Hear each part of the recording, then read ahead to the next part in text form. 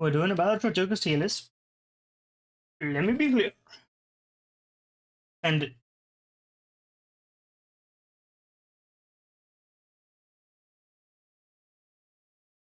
alright, this is gonna be a bit of a special one, so I think it's worth trying it. We're doing a Balatro Joker's tier list. 150 Jokers, if I'm doing my math right. I'm not gonna count them as individuals. I'm gonna trust that the guy who made this tier list is accurate enough. I tried to modify some of these. I don't know, I might fiddle with the categories here and there. I think every Joker has some use at some point. But in any case, okay. It's 150 Jokers, each one has some unique effect. I'm probably going to forget what some of these do, but hopefully I remember playing a lot of Balatro. I've got so many hours in this game at this point. So I think it would be only fair for me to, 126 hours. Just recently I did the Joker list challenge, so I'm 20 for 20 on challenges. Got Ghost Stake on one deck, and we're building up every deck, every stake. Slowly but surely. Anyway, 8 ball. Now, old 8 ball effect was if your hand has a pair of 8s, or if your hand contains a pair of 8s, generate a planet card. I think current is 1 in 4 chance for each played 8 to generate a tarot card. I'm gonna rate the newer versions of these where possible, because I think that those are the ones that's gonna be what's happening going forward. But also, I think it's I'm gonna call this a maybe if they're negative. It could also be perfectly mundane. I think it's not so bad. Actually, I'm gonna call it maybe if they're negative, because it's not even a guaranteed like good card. You're just generating a card based on a condition that may not even happen. You're not gonna build your deck around a ball because it's not gonna help you win anyway.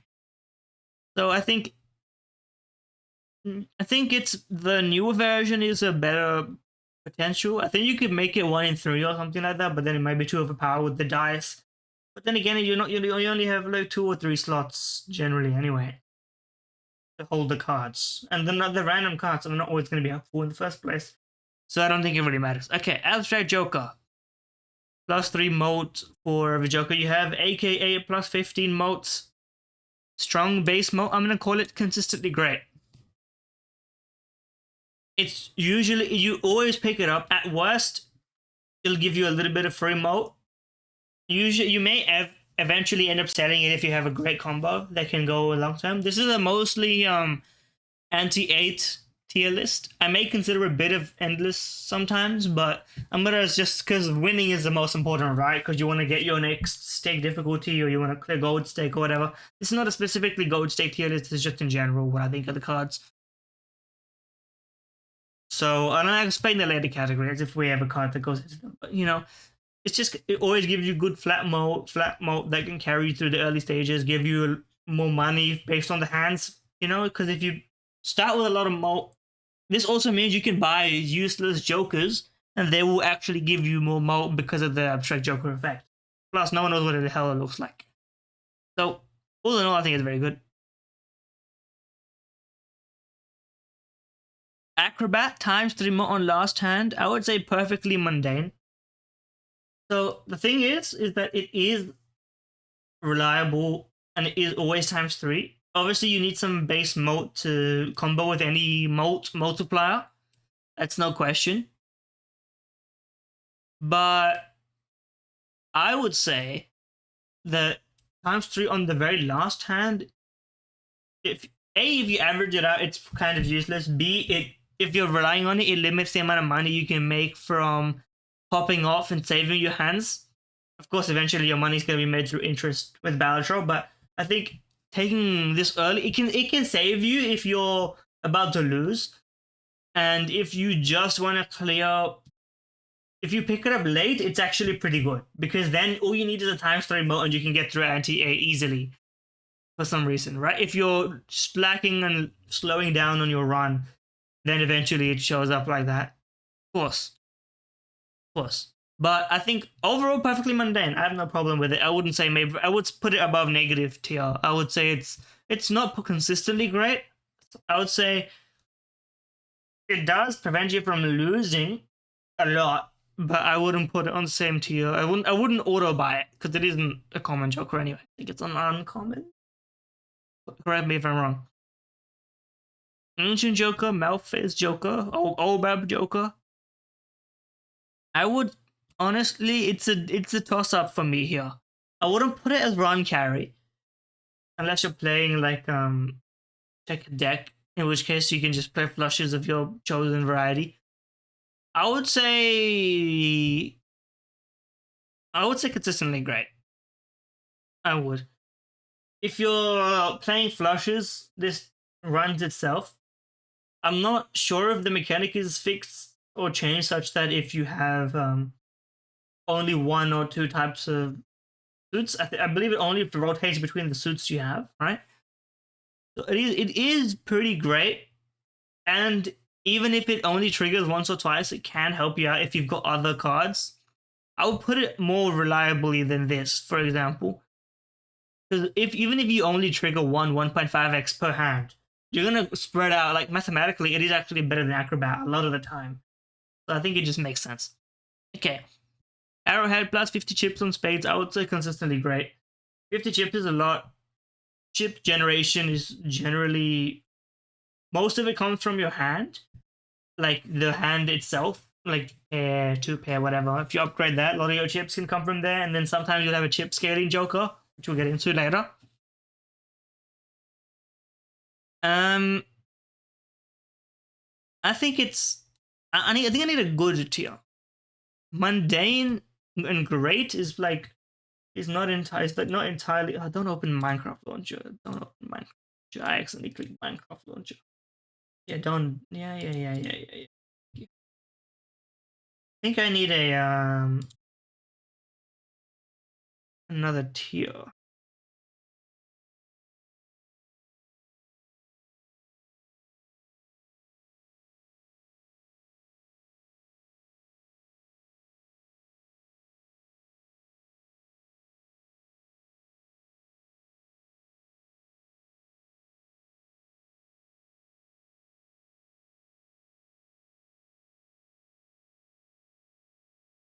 Let me just rearrange this.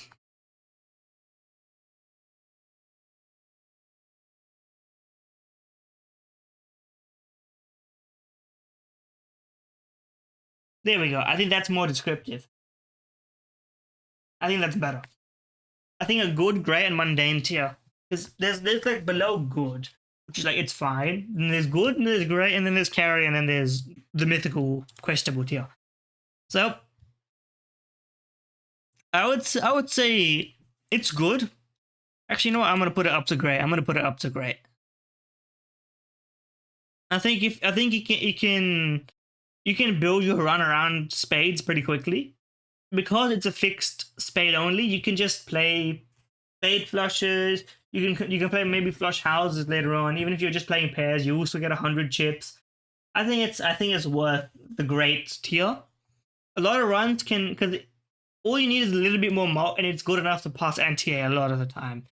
If you're playing spade flushes, that's like, 250 chips. It's insane. Astrologer? Astrologer? I forget what this guy is, but planet cards and planet packs are all free in shop. It's good. I wouldn't call it great, and it will be the first to go if you're selling something and you have 5 jokers. But it saves you money. It's just a numbers game. It's an easy investment. There's not much to say about it. And it was good in the earlier in some challenges where things cost. I think in the old stake difficulties, when the packs eventually increased in cost, this was actually better than good because you can afford packs. But otherwise, I would say, it's just a mundane. Speaking of mundane, I'm gonna put Banner as pretty good. It's fixed chip generation. Chip generations is hard to combine in a lot of situations. Along with some fixed mult, the thing about this is that you can gain independence from your hand and your cards. If you have, for example, Banner and Abstract Joker, that alone is enough to carry you through no matter what hand you end up playing. And for example, if you combine like Banner with Green Joker, which builds Mo every time you play and not when you discard, you can be off to the moon with such a simple combination. Simple, basic Balatro gameplay, and it always works. I think they nerfed it from 40 to 30 in the balance changes, but it's still pretty good, in my opinion. Baron. King in hand 1.5x. This is tricky because let's think about it.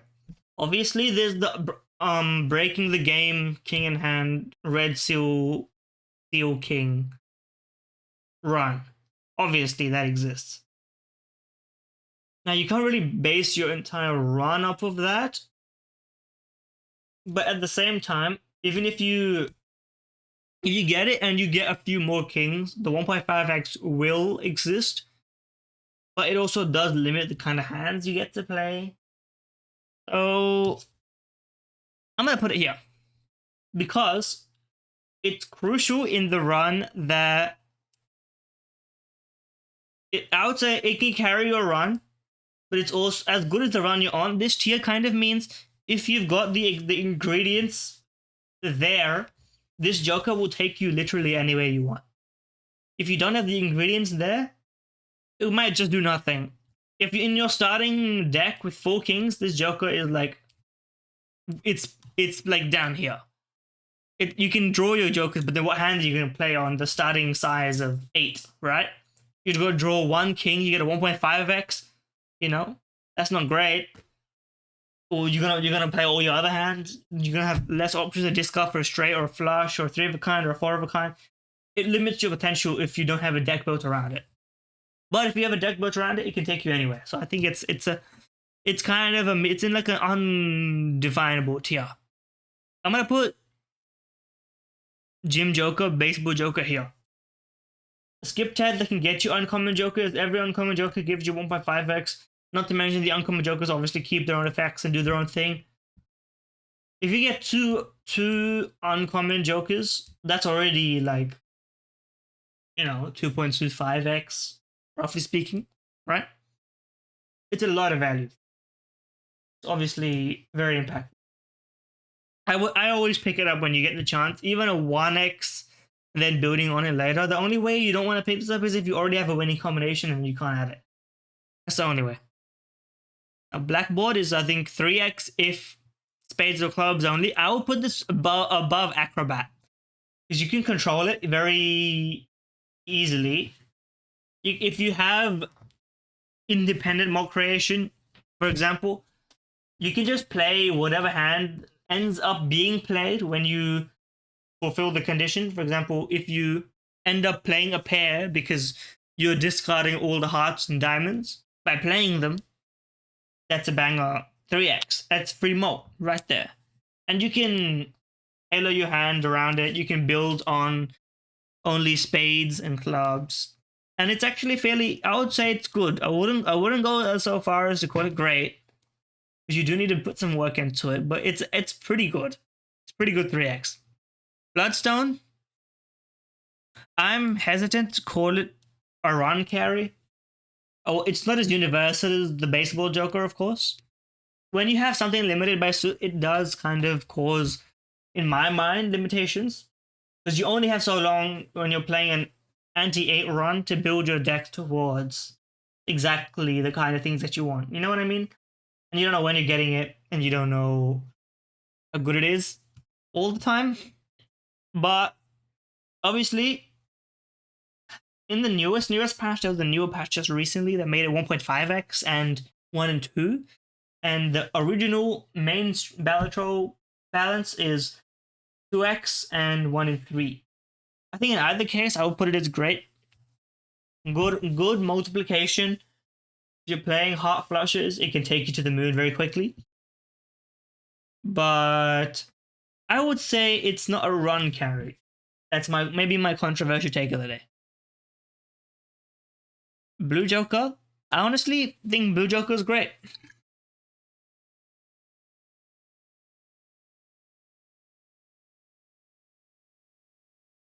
So if you think about it, it's very similar. Actually, maybe it's just good. I think it's good. I'm gonna knock it down a peg. It's very similar to Banner in the sense that it starts with a high amount of chips, and when you discard, you lose them. Now, of course, when you play cards, you lose them because every time you draw, the value decreases because it's cards in deck, right? Not in total deck, just in your deck. So it is chip generation. It scales very slowly. So I think it's a good, very at the start, you always take it because it's 100 chips and you're going to end up one-shotting the first 2 antes just based on that. And I think beyond that, it eventually peters off. You can keep it until the end sometimes if you don't get anything better, and it will still serve you well. It's a very dutiful and reliable Joker, but I wouldn't put it on the same tier as Abstract, Joker, and some of these, which are instant takes. Okay, Blueprint obviously is good as the run you're on. Copying some Jokers instantly breaks the game and makes Balatro the magical thing that it is. Otherwise, I would say not as... You can't just buy a Blueprint and win. Obviously not. You need something to copy. Sometimes copying just any Joker will be enough to get you through another stage. So I would say there's no other place to put it because it literally is every Joker. You can't rate it fairly. I'm gonna put Bootstrap in Run Carry. That's +2 molt for every $5. Now the great thing about Bootstrap is you can spend your money as long as you keep generating your money. The thing about Balatro is that the economy management in the early game can carry you into the middle late game once you get above that mythical $25 amount, which gets you the max base interest level, right? And so if you just see nothing in the shop that you want to spend your money on, you can keep building your molt. And if you do see something you want to spend your money on and you manage it right, you can even make more money. One Hermit card gets you so much molt. The seed money voucher, you could just keep increasing it. It's basically free molt that synergizes with the way most people love to play Balatro, or the best way to play it in many scenarios and suggestions, I would say.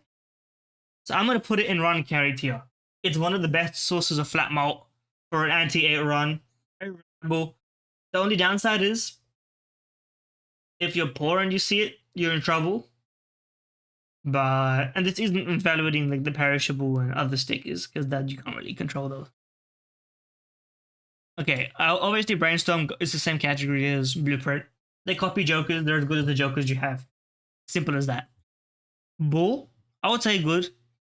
Honestly, it's not the I would say I'm hesitant to put it in the same category because Molt is so much more powerful than chips in most scenarios. This is not Plasma Deck build, by the way. I'm not a Plasma Deck, everything is twisted upside down. But in most scenarios, I would say it's an okay take. Problem is, you can't rely on this to win your run. You can rely on Bootstrap to win your run. That's the difference, I would say. So, Bull, money, chips for money, not so great. Burglar, I think, is it +3 hands, no discards? This is a tricky one. I'm gonna put it here. I think in a lot of scenarios you don't want it. You might obviously if you have more than 3 discards, you don't want it. If you have mechanic that synergizes with keeping discards, for example, Delayed Gratification and Banner, you don't want it. In some situations, it's better than usual. For example, in the Boss Blind that removes all your discards. Of course, this is better, right? But overall, I would say if you're playing a hand that doesn't have that much value to discard, the only benefit is that you can maybe save a bit more money early on.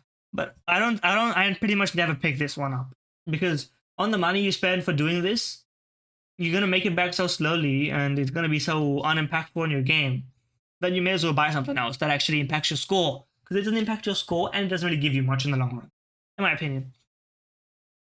Now, Burn Joker is great. One of the easiest ways to scale a run. Play a very simple Burn Joker hand. Now, a lot of people get lost in the weeds. For example, if you're playing the checkered deck, you can just play. You can just go for flushes and scale your flushes later on, just like that recently, because you can pretty much always guarantee that. In most other runs, you could probably scale two pair, high card, but it is free scaling. I would say it's great. If you want to play pairs, it's one of the easiest hands to build. You can farm it very quickly. It's very, unobtrusive to your gameplay style, pretty much. And so I would just put it as great.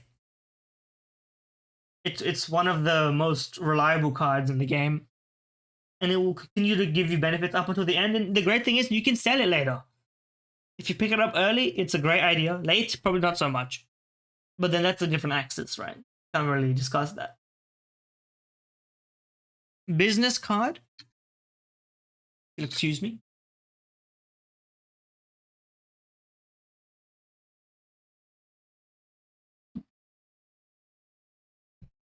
Is it that played face cards have a 1 in 2 chance to give $2 or $1? Because I know reserve parking is okay. Yeah, it's $2. Reserve parking is $1. Business card is $2. I would say it's perfectly mundane. I don't keep it, but there's no reason to refuse it. It's not that expensive. You make your money back. It's not that deep. It's not a great economical like future, but at the start, make your money and then move on. Forget what Keneo,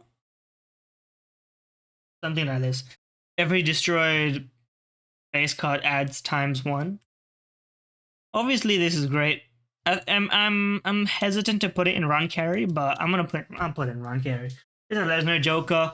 Destroying even 2 base cards automatically puts this in one of the strongest cards in the game. And no conditions required. 3x molt. 1 Hangman card, and it's already a carry. I think there's no reason not to put it here. Easiest flat molt of your life, one of them. Campfire. You have to put it in run carry. Once you build up your money, you can just carry it. Now the thing is, it's nerfed in the news patch, so I think it's gonna go down like 1 tier or 2 tiers. But it can take you to places where even a simple run with a little bit of money at Ante 8, you can just sell, buy, sell, buy, sell, roll, buy, sell if you have the right vouchers. It can instantly take you there. Now the problem is, I may even put it here. Sometimes it's useless if you continually buying stuff and using it. And it is, honestly, kind of annoying. It is kind of annoying. But it can absolutely, if you have a good flow of money, then there's no reason not to just take the free win on like a late ante if you see it. You don't need to pick it up from the beginning up until the end. It's more useful later in the game, in fact, because it resets, so there's no reason to keep it. So that's just my opinion. Card shop, 3x if you play the same hand already in this turn, round, as it were. Blind. I'm gonna call it great. If you're playing a simple hand, it's very easy. If you're playing a hard hand, it's not gonna be as easy. For example, if you're playing a 4 of a kind, how many 4 of a kinds are you gonna get? That's dependent on multiple things, right? So, but it is also a very easy condition at the same time. I think it works best if you're playing simple hands, and for that I'm putting in great and not in the run carry. Otherwise, I'll put it much higher. Honestly, Cardomancer, I'll put it in good. It's 1 tarot card every single blind. It makes you select it. It can give you consistent value up until the point where you need to sell it, and you've already got your run. It's very good early game because then you're not so worried about score, so you can modify your decks, you can get your money, you can buff your cards up, and then you can sell it when you need the system to work. In my opinion, I think that's fair. I think good is a pretty good place to put it. Castle +3 chips for discarded suit, which changes every round. No, I'm partial to castle, but it is very slow scaling. It can also kind of be at odds with your hands sometimes. If you want to discard, but then you want to play, you're on two minds. Do I discard or do I play? It can obstruct your flow of round sometimes, but it does scale consistently. I would take it if you get it early and then build it while the rounds are easy, and then it's pretty good. Late game, it does nothing. So I think you can never just pick it up. That's the problem with some of these jokers that scale when you do things, is that they are a little bit limited. Especially this one, which is a discard based one. Cavendish 3x and the 1 in 1000. I'm not even gonna.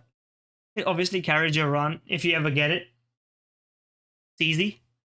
No questions asked. 3x. If it ever breaks on you, bad luck. Not even gonna talk about it. Now, Ceremonial Dagger destroys Joker, adds moat. It is scaling. It's kind of it's another way of spending money from moat, but it also limits the Joker slots that you have if you want to keep adding to it. Which is why, honestly, I'm gonna put it in great because it is mindless scaling. You don't even need to worry. You can just buy the Joker and then you get moat. So it is pretty great. It's better than Abstract Joker Tech in that sense, right? Where you can just go beyond 15 moat pretty quickly. But it is limited, so I wouldn't put it in a run carry. You can screw yourself sometimes by only having 4 slots, and then maybe eventually it is good though if you can get it early scaled, and then late in the game you can just put it to at the end of each shop phase, so you don't have to destroy anything. In that scenario, it can be pretty good. Okay. Certificate. Start of round, add a random card with a seal. And I'll put it in mundane tier. Sometimes it's avoidable because you don't want to add cards. Sometimes it's great because you have like hologram and you like to add cards. Some seal cards are great. Honestly, but the thing is, they don't usually add synergy to anything that you've got. So I'll put it in mundane tier. Sometimes you get a card that actually helps. Most of the time, it may help down the line, but it can, if you're building a deck with some sort of synergy involved, you're just padding out your deck for no reason. That's my opinion. Chaos the Clown 1 free reroll. I'm gonna put it in maybe if they're negative tier. It's basically get $5, but you can only use it to reroll once. It's great if it's negative, and it does have some synergy with the reroll Joker. But I just think it's not. I'm never gonna pick it up unless. So if I bought the discount voucher, then it's actually maybe worth it because it's cheaper than a reroll. But any other scenario, I wouldn't bother. You wouldn't keep it around in any case, unless you have a very weird niche. Chico disables boss blind. I would say it's great. It doesn't carry a run. It does take up a Joker slot, but boss blinds can easily kill your run. So if you're going for anti 8, one less Joker slot to guarantee no funny business, perfectly fine. Perfectly fine. Now this is one of the. I'm gonna put pretty much every one of these in perfectly mundane tier. They just give you flat chips or flat moat if you have to play a certain kind of hand. Like most of them are just perfectly like you buy in the first 3 antes and then you sell it. I don't think I need to complicate it. Cloud 9 gives you money for each 9 in your full deck. That's pretty good. You can scale it. It's free money. There's not really much to talk about here. Now, Constellation plus 0.1x moat every time you use a planet card. It's pretty easy scaling. It's very, honestly, I'm tempted to put it into run carry. Every time you see it, the great thing about it is that you simultaneously spending money to scale your hands, and your hands are scaling even higher because of Constellation. Because at the start, you buy a few planet cards. One anti goes by, it's on 1.5x. Another anti goes by, it's on 2x. If you're building your money right, very easy to get this thing up very quick. And your hands are getting better. I think it's a run carry. I think you pick it up pretty much always if you're looking to make some quick moves. especially if you have some sort of planet generation, any sort of money generation. All of it just synergizes perfectly. It's no holds barred, no restrictions, flat moat, always gonna be good in my opinion. So we'll just put some of these guys over here. Credit card. Now I hate going into debt. There are some synergies that you can buy the set to zero spectral cards and then get out of it, stuff like that.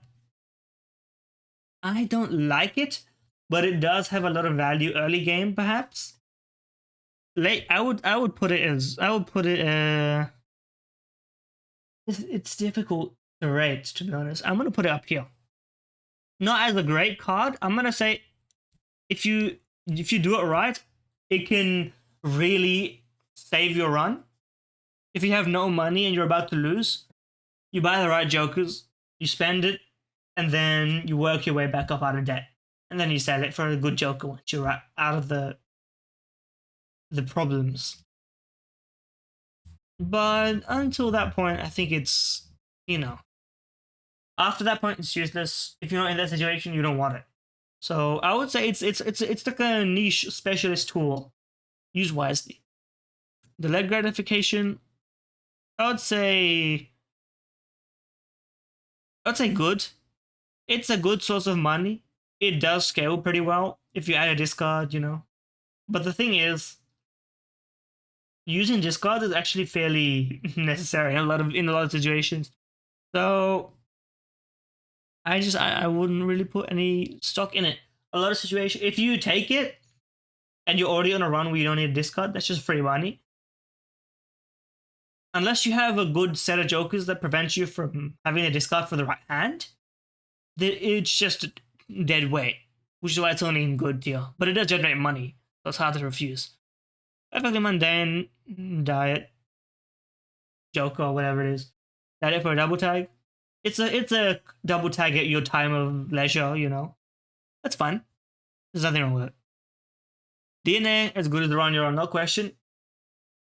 Now I will say, I would almost put DNA in run carry, but there's a lot of situations where you can't afford to spend the time to build up DNA. You need to win now. But if you're on the kind of run where you're building 4 of a kind, 5 of a kind, you're building Flush 5, you've got this one polychrome foil, you can have both. Polychrome moat card. Oh, you can 5 of a kind of those, and then you can really go straight to the moon. Like you spend three blinds building this up, and then already you draw every time you play. It increases. Eventually, you got half your deck is like the best card in your deck. It's absolutely fantastic. But some runs it just doesn't make sense to buy it. Some runs it doesn't make sense. It's true, it sucks, but it's true. So I would say it's as good as a run you're on, because they can make or break pretty much depending on what you're given and how you want to play around it. Driver's license, 18 enhanced cards, 3x mult for life. That's great. It's technically conditional, but after you meet the condition, it's free. You can pick it up once your cards are already modified, and it just works off the bat. I would say I have no problems with it. You can't rely on it because sometimes you don't have the cards, right? So I would say it's not carry tier, but it is certainly great. 3x mult of no pressure. Perfect. Okay, another mundane tier.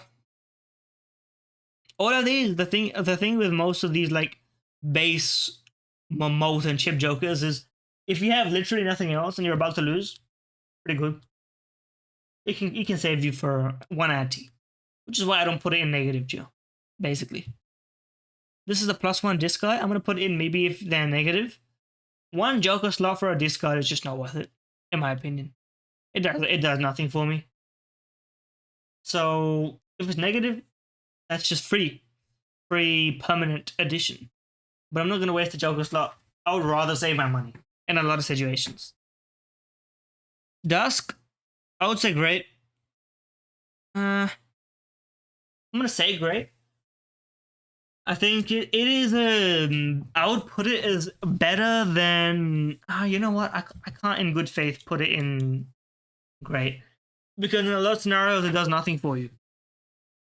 Now, if you're running the Miracle build, of course, it's the best because it's a free retrigger. But I would say on average, it does. It is non-conditional. Okay, that much I will say. It's hard to get no holds barred re-triggers on cards. Very hard to get. But this is also only on the last hand of every blind. But that being said, you can count on it and you can tailor your entire run around building that one perfect hand. I would put it as better than Acrobat because sometimes re-triggering cards can be even better than 3x mode if you have the right cards. That's my take on it. The potential is higher. The potential is limited to 3x. And that's what I say. Egg is good. It's free money if you have the time and the space. Erosion. I'm going to put Erosion here. It is powerful flat mode. Thinning your deck is pretty good. You can build it up to a point where it's like very reliable. But if you are adding, actually, you know what? Maybe it's just actually yeah. I'm keeping it there. It's kind of a cop-out answer, but in a lot of decks, you just don't want to destroy it. If you're building a deck of flushes, maybe you want to destroy the cards that aren't your suit. But then you want to add other cards that are good by opening card packs. So why would you want to pick this Joker up when it prevents you from accessing the entire part of adding cards, right? It only works if you have like a particular build, like a pair or high card build that you want to only like the top, you want like 15 good cards. Then this flat mode goes crazy. But if that's not the case, it's hard to build around it and it's hard to justify it, in my opinion. But when it works, that's why it's in here. Okay, Even Stevens. I would say Even Stevens is pretty good. It's reliable mode early in the game. It obviously doesn't last late in the game, but you can't really go wrong with it. Faceless Joker, perfectly mundane. It's better than negative tier. Sometimes you do want to take it because you can control it. If you're playing like some other non-face card reliant situation, then I would say yeah. You just take it, you get some money. It pays for itself pretty quickly, and then you sell it. But I wouldn't put it beyond mundane. Fibonacci is great. I'm hesitant to put it in run carry.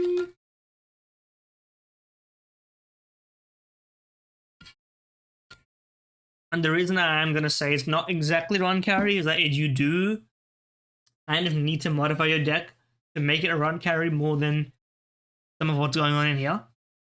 Because these are like free carries. Fibonacci carries you the first half, second half of the game. You need to have other stuff to supplement it. You need to have like 4 of a kind ace, 4 of a kind 8, something that works. For that reason, I'm going to put it as great. I think it's one of the best Jokers. But I also do think that you always want to take it if you can see it. But I don't think it's unconditional. I don't think it's the top of the top of the top. That's my opinion. Four Fingers. Now, Four Fingers is tricky. Because it doesn't improve your score at all. It does make straight flushes actually feasible. In the interest of speeding up, I'm gonna put Four Fingers. Honestly, I'm putting Four Fingers in maybe if they're negative tier. I have to say it. Because it doesn't actually help you in the long run to want to build a 4-card flush. Because you can just make your deck, it's easy to make your deck 5-card flush prone by adding the right cards and modifying the suit. Right? This is really good for straight builds.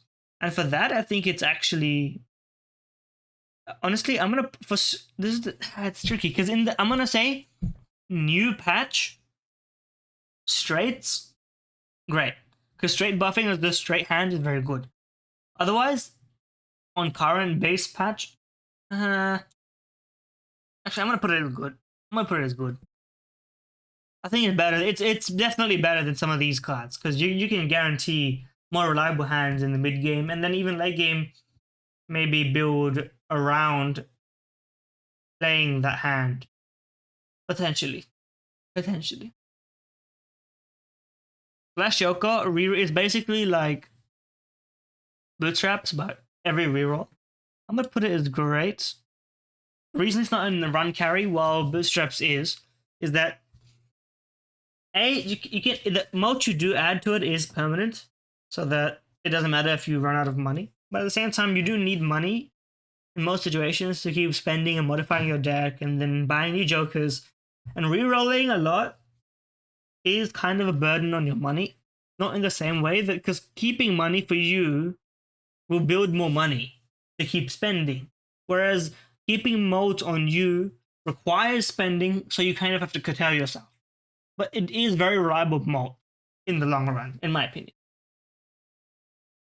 Flower Pot, I'm gonna put in negative tier. It's just too hard to make it work. 3x if you have all 4 suits in the hand. Maybe if you're building some sort of like wild card niche, like, but I've just never found myself to pick this up by choice. If it's negative, it's just an optional bonus every so often. But it rules out flush builds, straight builders. You need to like build around it. You need to have the right amount of stuff. Like, I just don't think it works consistently. It's below mundane, in my opinion. Fortune Teller, Tarot Joker. Every tarot card is +1 moat. I'll put it in great. Not that good. It's easy to build moat. If you have any way of generating tarot cards or generating money, it goes even more nuclear. Very reliable source of flat moat. I've got no questions. I would say gift card perfectly mundane. It does what it says in the tin. Increases your sell value. It can maybe synergize with Swashbuckler, but overall I'm not going to rely on it. Glass Joker, I'll have to admit, almost never made it work, if ever. It is flat, it is moat, and so I'm going to put it here. But I would honestly never pick it up. Because how many glass cards are you going to have? Every time you break one, you have one less glass card to break. It's harder to build it. It's great with DNA, but every card is pretty good with DNA. That's not your fault. So it's good. Even one breakage on it already puts you in pretty high moat tier. 2 breakages, you're consistent. I think it starts with 1x and then goes up 0.75. So, you know, it's pretty reliable. Okay, all of these go in mundane. They got because of their nerf. I'm gonna put them lower. They were pretty strong, and I think they're gonna stay nerf because they were too good. But they're mundane now. They can carry you through some early flushes. I'm gonna put Gold Joker. Good. It's free money, literally. It obviously takes up a slot, but then you can reinvest that money. And yeah, I think it's very reliable. I'm gonna put you in maybe the negative tier. I think it's a waste of money to spend it because the idea being, if you're gonna play your gold cards, why did you make them gold card? Were you making them gold cards just for the purpose of waiting for this? If that was I get the point, right? It means all your gold cards can be played instead of having to not use them. But you kind of came to terms with not having to use them when you made them gold cards in the first place, unless you bought this first, in which case, fair enough. But I just don't think it's really worth building your whole run around generating this kind of money. Unless it's like a niche. Like some of these work in one specific scenario, like Midas Touch, Golden Ticket, Bootstrap, Money, Infinity, maybe. But I don't know. Green Joker is great. I would almost put it into run carry tier, but it does scale pretty slowly. And it does require you to play down your hands sometimes, which does mean you make a bit less money sometimes. But overall, it's +1 moat per hand, -1 moat per discard. You can build moat like 2, 3, 4 moat every blind if you do it right. And it doesn't even wholly penalize you for discarding. it's only -1. So you can discard in emergencies. So I think it's just, if you see it early, you always take it. It's just free mode. It'll carry you around. It might be boring, but you'll enjoy it. Now, I'm going to put you in great tier. Same tier. This is the Gross McKill. Same tier is plus 15 mode Abstract Joker. Obviously, you have a chance to get destroyed, which is bad. But then you can produce the Run Carrier, the Cavendish, which is, you know, it is what it is. My mouse just run out of battery, bro.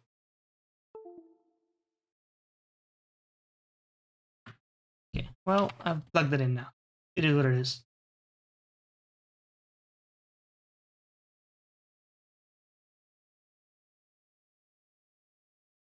Where was I? Gross McKill. Pretty good. Pretty great. Simply put. Hack, I'm going to put it in as good as Run Your Own tier.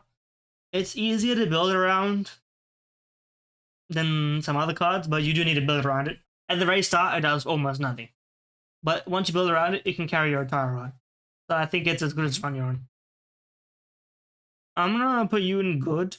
Half Joker plus 20 moat, but less cards played. Actually, you know what? Maybe you're great. If you pair this with a Chips Joker, it can carry you very easily. The downside is if you're playing for discard, then you can't get the moat benefit, but maybe you don't need it if you're playing to discard in the first place. Hallucination, 1 in 2 chance to get tarot card upon pack opening. I'm gonna say maybe if they're negative. It's expensive, but keeping it around if it's negative is obviously great. I wouldn't keep it around otherwise. It's like 50%. It's just not. You're already spending your money, and then is it really worth it? In my opinion, I wouldn't think so. We're gonna start chopping through these a bit faster. Balatro hanging Chad. I'm gonna put it in great tier, especially with the newest buff that makes it 1 more re-trigger, so 2 extra, right? 1 base re-trigger and 2 because of the card. Because you can control the order of the hand in which you play, you can put a lucky card at the front, you can put a seal card at the front, you can put a polychrome card at the front. You can synergize with all sorts of jokers. Re-triggers are very valuable in Balatro, especially when you can control what card they go on. So I say Battle Joker is very, very good. Ico also great. Not quite a run carry because you need to build it up, but if you get it early, you play the same kind of cards more often. You can very quickly build up some absolutely insane synergy. It works well with Ballet, Alien style, and Chad. And I think overall, if you get it early, it pays for itself very quickly, and you can even sell it later. I'm gonna put this in good. Hit the road. You do need to build around it. It can save you, but it's also very luck dependent. And because it's luck dependent on whether you draw your jacks, you either need a whole deck of jacks, in which case it's broken, or you need to get lucky. And relying on it times more luck based is just, I can't put it higher, in my opinion. Hologram is great. It's mindless. You add a card, you add some moat, you know. Really nothing else to be said. It's very easy to add cards in Balatro. You just buy the pack, or you open a Spectrum and you add by Cryptid or whatever, you know. Very easy to add cards, so it's very easy to scale it into very manageable anti-8 moat. Ice Cream's good. It can carry you through the early stage. No questions asked. Invisible Joker obviously as good as the run you're on. It's the same thing as one of these, except you can kind of control it by setting the jokers you don't want, but then you need a good joker to buy, so it just makes sense to put it there. Base Joker, I got no problems with it. It's very cheap. I'll actually maybe even put it as good. It's cheap, plus 4 modes. Joker Stencil, I'm gonna put it as good. It is moat early game, but if you ever want to build upon it, you need to set it. And then if you're relying on it, how are you going to build upon with your other jokers if you don't have other jokers? Because you can't have other jokers because of the effect. So it kind of curtails you and limits you in a little bit, but also you can't deny the mode's powerful at the very beginning, at least. Okay. Perfectly mundane. Actually, you know what? You're a negative tier. You're +1, and I think so. I'm gonna put you in negative. Yeah, I wouldn't buy you. Loyalty card is. I'm gonna put it in mundane tier.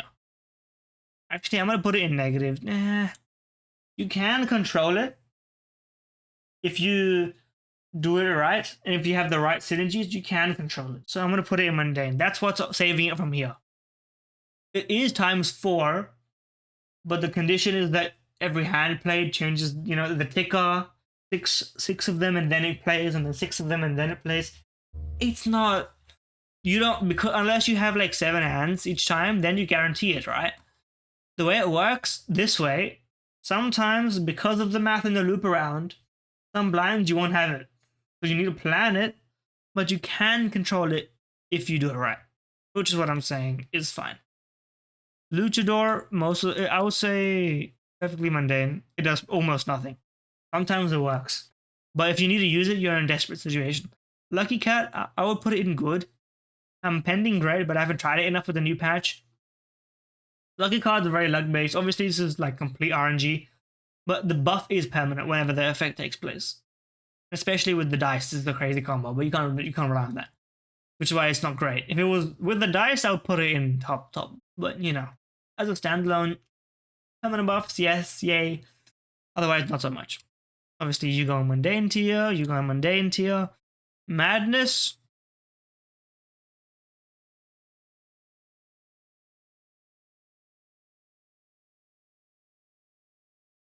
I'm gonna put it in great. I'm gonna say it's great, despite the fact that it will eat up your jokers. Obviously, later in a run, you can't take it because it will destroy your existing synergy. In higher stakes with Eternal Jokers, perfect card to take. You buy Eternal Joker, it doesn't get destroyed ever. Perfect. If you buy early, even in non-Eternal Joker status, then you can scale it up to the point where nothing else matters. Maybe you can live with just one Joker, and then occasionally buying more Jokers to get past some tricky bosses. But it does scale a lot. Even though it did get nerfed, I think that nerf is actually perfectly fine. Because I would say this is good because you can actually like make a lot of money with mailing rebate, discarding the specific card that you get assigned. Pretty damn good. Marble Joker or Stone Joker, Stone card every selected blind. I'm gonna put it in mundane tier. Stone cards aren't always what you want. It can be a downside to muddy your deck. I don't actually rate it very much. I don't pick it up. Now, you're a negative tier. You do nothing most of the time. You don't want to activate the boss blind negative effect to earn money.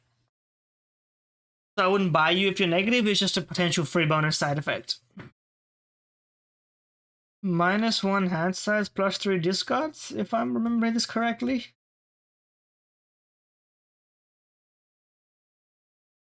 I'm going to put this in as good as the Ron you're on.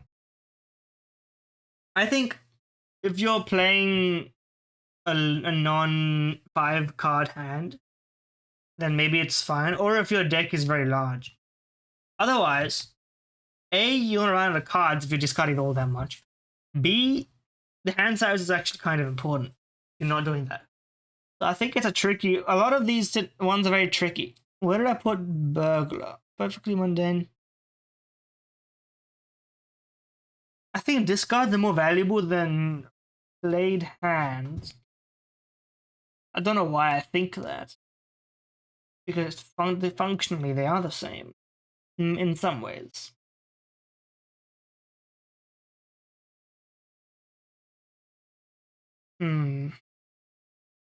I'm actually gonna rescind that. I don't think it's actually that good at all.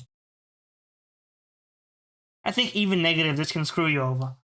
I'm gonna put it in a void tier. In my opinion. Because if you're playing if you don't need the discards. If you need the discards, then what's the point of having a smaller hand size? If you don't need the discards, then what's the, like the upside and the downside just don't match in my opinion. Like at least you get extra hands and you lose discards. You get extra discards, but you lose hand size. And I think that's just less, you can't accept it in a lot of scenarios. Midas is perfectly mundane. Actually, you know what? I'm gonna put Midas in. If you get it early, you can make all your cards into all your face cards into golden cards and then sell it, which is why it's higher than negative tier. Other than that, I would say no. Mime, honestly, Mime is just great. It's not even a niche situation. You can duplicate blue seals, which are buffed in the patch. You can duplicate red, what's it called? Steel cards. I think those alone are perfectly reasonable reasons to take it. It is a bit niche. I'm gonna say it's a bit too niche to put it here just yet. Because if you don't have like Baron, then what are you doing? You know? Maybe it works with raised fist sometimes, but otherwise, it's not that great. I'm gonna put misprint in good. Now I know a lot of people would say it's great because it can give you a lot more mult, but sometimes it just hits you with a +0 and you lose. And in that situation, I would rather have had like a half Joker that I knew was gonna give me 20. So it's good to start with because it will carry you through early stages just based on like random mult. But other than that, perfectly fine. Mr. Bones. I'm gonna put Mr. Bones here, and here's the reason why. Because if you see Mr. Bones in Ante 8, and you know you're not gonna clear Ante 8, then you can pick it up and actually beat Ante 8 and get the stake clear. It's actually not that bad. It's cheesy, but it works for a stake clear. And so I'm not gonna say it's actually terrible and avoidable and like no good, very bad. It's actually a niche as good as the run you're on, or really as bad as the run you're on, maybe. As good as the run you're on is bad, something like that. I think it actually has merit. That's my take. Mystic Summit is good. I wouldn't put it as great because you kind of need a discard, and then if you discard all your good cards already, then what hand are you playing with +15 mult, bro? But if that's not the case, perfectly fine. Obelisk. I'm never touching Obelisk. My personal tier. Obelisk, I did the Obelisk challenge and I see the merit of it. You play a lot of one hand, build up Obelisk's resistance, and then you just play other random hands, and then you eventually on like 10x mult. And it's crazy. I just don't think it really fits with my playstyle. I don't like it. I'm never taking it. It's uncomfortable for me. Odd Tot is pretty good. It's a lot of chips. I got nothing else to say about it, really. A lot of chips. In the early game, it's great. But, you know, later on, it's just good. Onyx Agate +8 mult. Nerfed -1 to +7 on clubs. It's mult generation. It's basically a Fibonacci, but less. What? Ace 2, 3, 5, 8 times 4. It is technically easier to build around Fibonacci. Technically.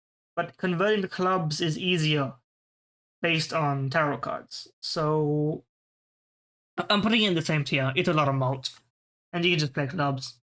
Same tier as, you know, most of what's going on here. These upgraded hearts suit specific cards.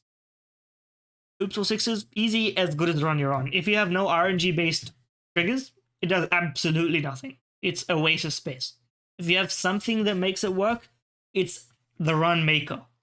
You want to duplicate it. So you can't really rate it fairly. Paradoila also here. Sometimes it does absolutely nothing. And sometimes it can be the trigger to, you know... Actually, you know what? In that case... I'm going to put it in maybe the negative tier. Because it does nothing for you at the beginning. But sometimes it can have a good effect. I don't think it's good enough to justify being in this tier amongst some great cards. And Erosion, which I, you know, did some tomfoolery on. Perkeo. Now, what does Perkeo do? Is this the one which tribulates the reaches the kings and queens one? Perkeo is the negative copy of consumables. Honestly, it's pretty great. I very rarely get a chance to play with it, but when it works, like, it's basically infinite scaling of one specific kind. You get death cards, you get some other type, you know, whatever. Negative consumables is just such a cool gimmick. I cannot put it in great, just off the gimmick alone. Okay, autograph, but morphed into normal shape. That's crazy. I think photograph is honestly pretty great. If you're playing at most hands, will end up with some kind of base card. A basic times two is sometimes can even be more valuable than some of these flat moat givers. So it's hard not to put it in great, unless you're running abandoned deck. But you know, popcorn is pretty good. It's plus 20 moat at the start, which carries you through a lot. It obviously gets worse until it gets destroyed, but you know, I wouldn't consider it great because it does get eaten. But that being said, same thing I would do to Raise Fist. A lot of base moat. It does have some interesting synergies with Mime and like Steel cards and whatever, which you can rearrange in your hand. But it is capped out, so I think it's fair to put it here. It's the same thing for Ramen. You don't want to be scared of Ramen. You want to discard regardless if you're going to discard anyway. It'll eventually just become useless, but it'll start pretty good. You don't want to keep it because it literally will get worse unless you're never discarding. It works great with Green Joker, for example, but you're not playing Green Joker. It's kind of a it's kind of a trap to be in my opinion. Red card, I would say maybe if they're negative. I wouldn't choose red card as my choice of scaling. It is technically multi scaling. I've never picked it up, and I tried to make it work once. Sometimes you buy mega packs, buy one card, take one card from them, and then skip. So you get one card and benefit. But you're spending a lot of money just for 3 more, and you're losing the effect of the money. Actually, it's like a worse version of Reroll Joker sometimes. So why would you take it if it's not negative? I guess in this situation I should put Obelisk here because it doesn't make a run worse if it's negative. So to be fair, I should put it in negative tier. Reserve packing is good. Actually, I'm putting it in mundane tier. It makes you money. Now, Ride the Bus is great. Mindless mode scaling, you can discard for free. You can destroy your face cards and never play your face cards. And it can take you to the end of a run. I'm not going to call it run carry. Because you can't pick it up late and it can just be destroyed by an accident, but that's your fault. Been there. But the level of mode scaling that this affords you, it's kind of like Green Joker. Both of them, I'd say, are equally, beautiful. They bring you an easy run, easy pilotable run. Riffraff, free jokers. If you get it early, you just take it and you get some free jokers by selecting blinds, and then you sell it later. No questions. It's a joker that makes jokers. Showman, as good as the run you're on. Sometimes you don't need it at all. You don't want duplicate jokers. Sometimes the only thing you want is duplicate jokers. I would say, on average, you don't take it, but when you take it, you know what you're doing. Rocket, honestly, Rocket is great. It's one of the best money generators in the game because it scales with each boss blind.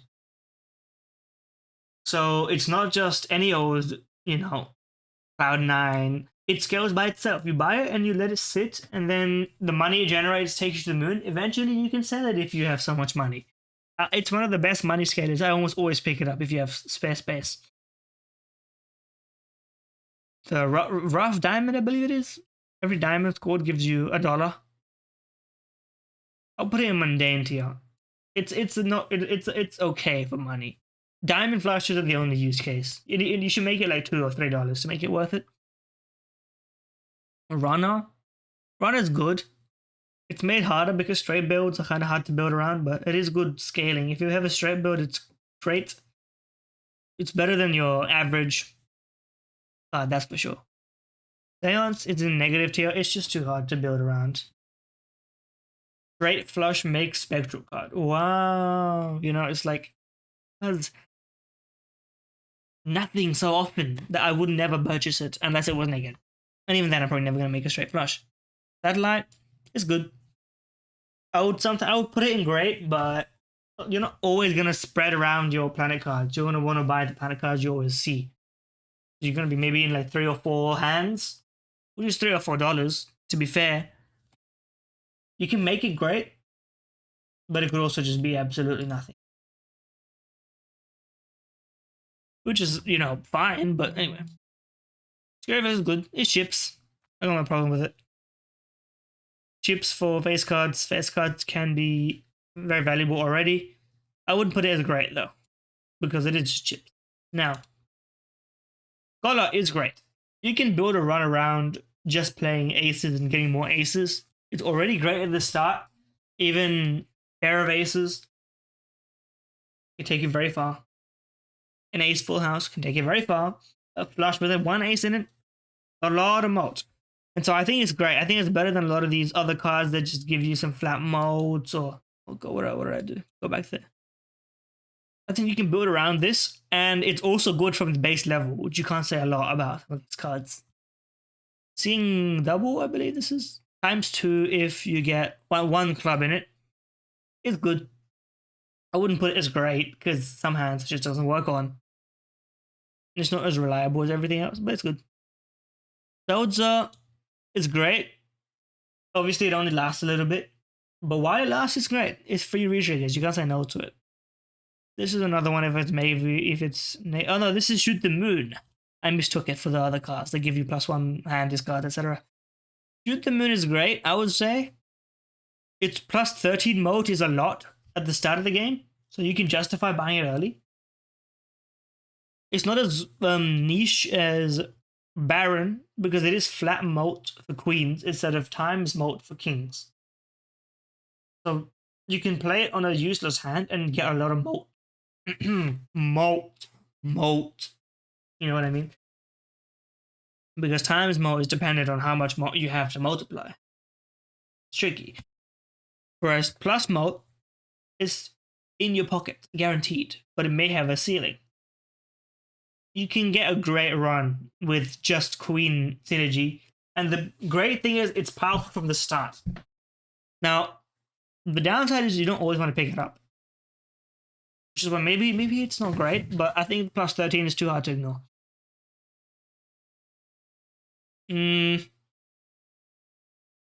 This is tricky. I'm gonna say it's good as a run you're on. Now you know what? I'm putting it in negative tier. Now you know I'm flip flopping because this is like bad useless. This is like good useless. I'm gonna put this in good useless tier. If you're building a straight based run in the beta, the straights scale like crazy, so you should try it. I'm gonna say it's fantastic, but then you can just play straight all the time, and it works with all the other synergies, of course. And you can even, if you have this and you get 4 fingers, then you can play straight flushes for days, really. If you don't have that, it's actually just another card, and it takes up a lot of space. But just having an effect, it doesn't even buff your straights, you know what I mean? Makes sense maybe if it's negative. It's nothing bad, but I'm never gonna end up building a run around playing 1/6 at the start of a, you know, and the 6 gets destroyed. So like, what's the point? You know, I can't keep building it. What do you want me to keep adding 6s to keep farming more spectral cards? I'll destroy all my 6s and then I have to open packs. Useless. Doing there. Mere Joker basically turns your deck into the second deck. I'm gonna call it good. It's not quite great, because technically you can match this effect by just modifying your deck. So you could consider it a lot, but at the same time, it makes flushes already an easy hand to make even easier. It's a one-step solution to building flush decks. So I'm gonna say it's good. It can be better, but at the same time, you can do its effect without it. So why would you bother? This is good. Modes on face cards carries you through the early game.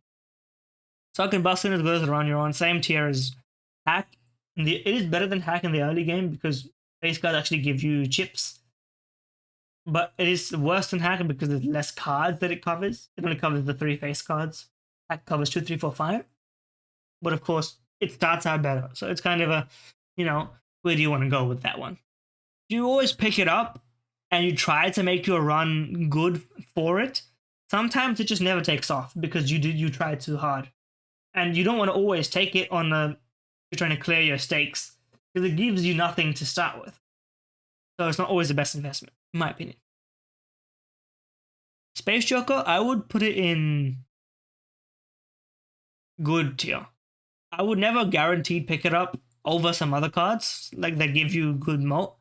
I would pick it up if there was not if it was just in the shop, because 1 in 4 it happens like on average, if you're doing it right, uh, once or twice per ante. That's not bad value. It'd be better if it was negative so that you didn't have to worry about it. And if you, of course, have the dice, then it's even better. Or if you can duplicate it somehow. Blueprint. But, you know, I can't put it that much higher. It's just too unreliable. Now, 2-pair Joker. I'm putting it in run carry. If you get it early, it takes you to the moon, brother. No downside. It keeps its moat even if you don't play a 2-pair. But you can scale it with a 2-pair or a full house. That's the beauty of it. Contains the 2 pairs, so full house works. It's +2 more every time. Is it +2 more? Yeah, it's +2 more, I believe. 2-pair is one of the easiest hands to build. You can be very flexible with it. And honestly, it's very mindless, and that's what I love about it. Splash, maybe if it's negative. It does nothing really, but you know, if you're playing a high card build, maybe it's fine. It's kind of a nothing burger card, but sometimes it actually works if you don't worry about the cards are more important than your hand. Maybe it works. Square Joke is great. It's not quite as good as the moat scaling equivalent, but if you play 4 cards, you gain some chips permanently onto its, stack of chips. There's very little downside, so you may as well pick it up most of the time. It scales kind of slowly, which they did buff in the latest patch to 5 instead of 4. The good thing is you can scale it early and then kind of just leave it when you scale other stuff. If it's on like 100+ chips, you can just leave it and then play your normal hand with 5 cards, which is the only really like redeeming factor that makes it great, is that it keeps its buff even when you're no longer playing it. Still Joker great. Easy way to build permanent moat. No questions asked. You could say it's probably harder than hologram. Sometimes it can double up. Debatable. But which one is better? I mean, they did nerf Steely Joker. Steel Joker? Steely Joker? They nerfed him a bit. It was 0.25, now it's 0.2 in latest patch. But still, I think it's going to be great. Flat moat plus steel cards are good anyway. So why would you not want? Stony Joker? I don't know what this one is. Plus chips for stone card. I would put it in mundane tier. Very few times where stone card is exactly what you're looking for. I'm sure it's actually good synergy if you have a lot, but then you need flat moat in your jokers. So I'll put it in mundane tier. I've never considered ever building around it, but I mean, I'm sure it gives you chips. Stuntman, I would say Stuntman is great because it can take a useless run and make it incredibly easy to pilot into a victory. So the downside is it got nerfed -50 chips, so it's 250 instead of 300. But B, it almost ruins runs because you always need to take it. 250 chips is just so much. Even a little bit of moat added to it. I mean, you know the math, right?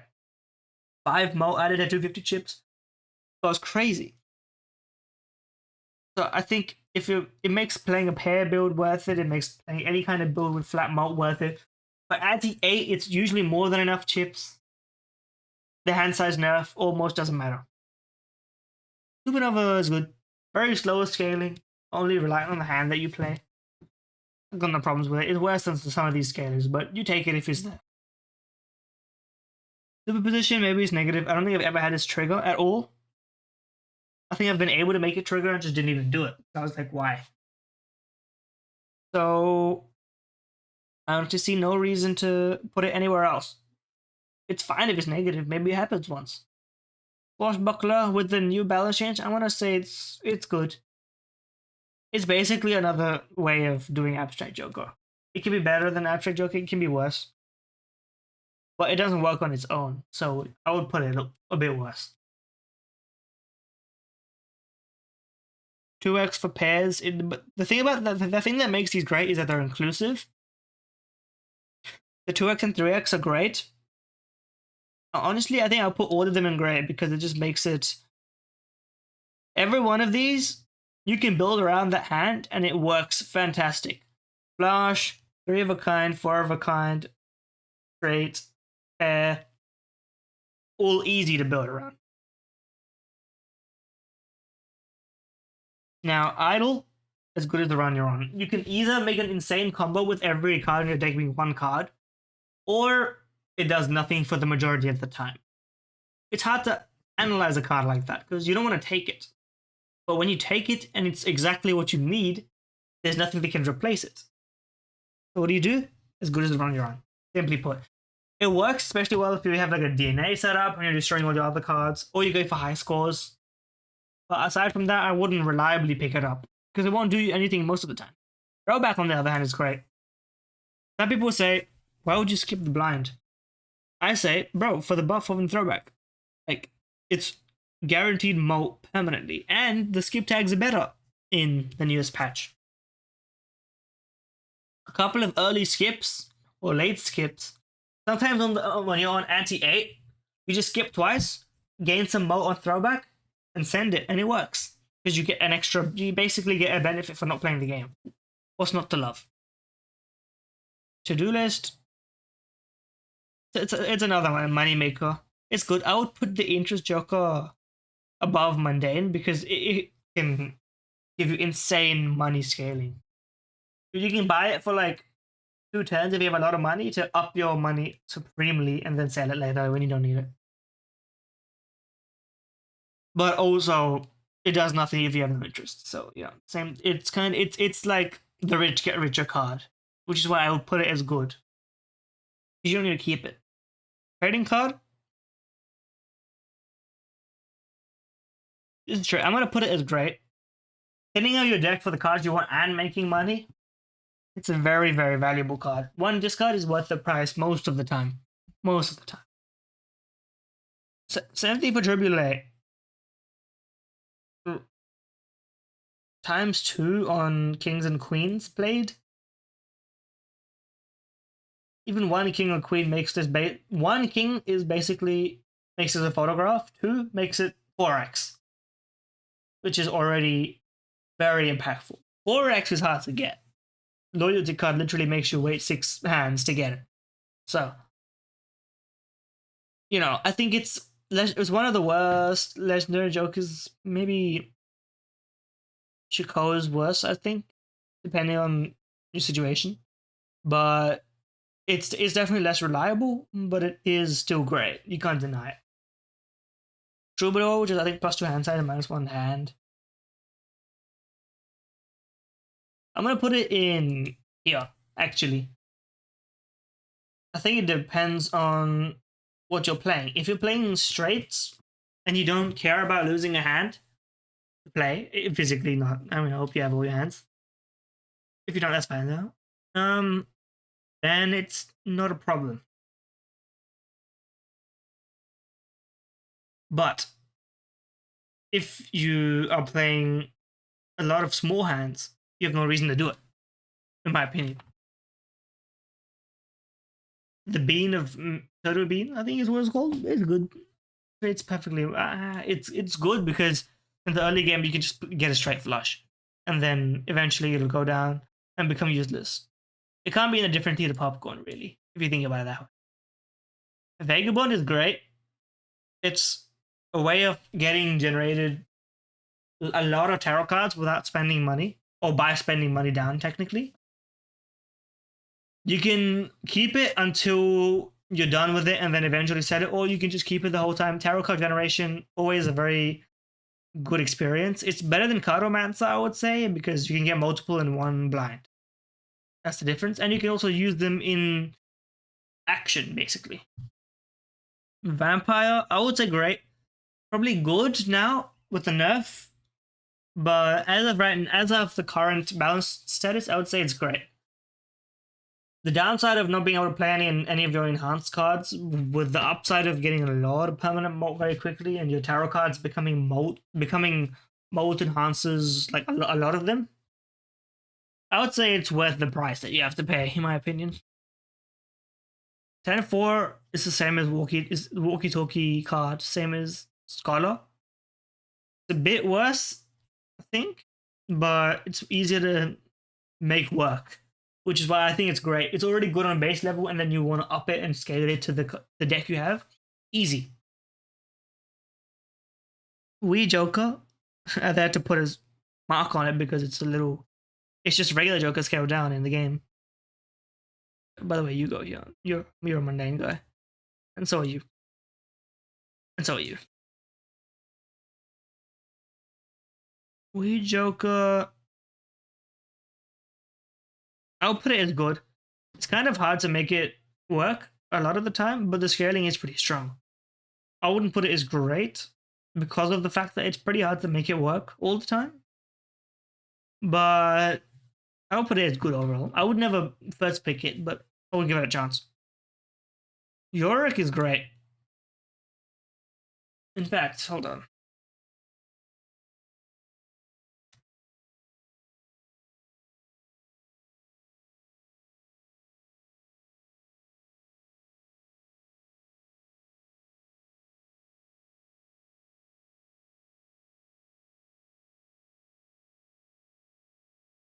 I'm going to put Yorick in the same tier here because it's unconditional flat mode. All you do is discard a lot.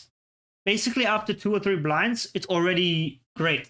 Now, the base balance patch Yorick is ×5 after 23 cards discarded. The post balance patch Yorick currently is time plus a ×1. So you add a ×1 onto the every time you discard 23, which means that it starts slower, but it can never stop. In both cases, I think it's a run carry, in my opinion. And there you go. My Balatro tier list. It took so long, and I waffled so much, but I hope you enjoy.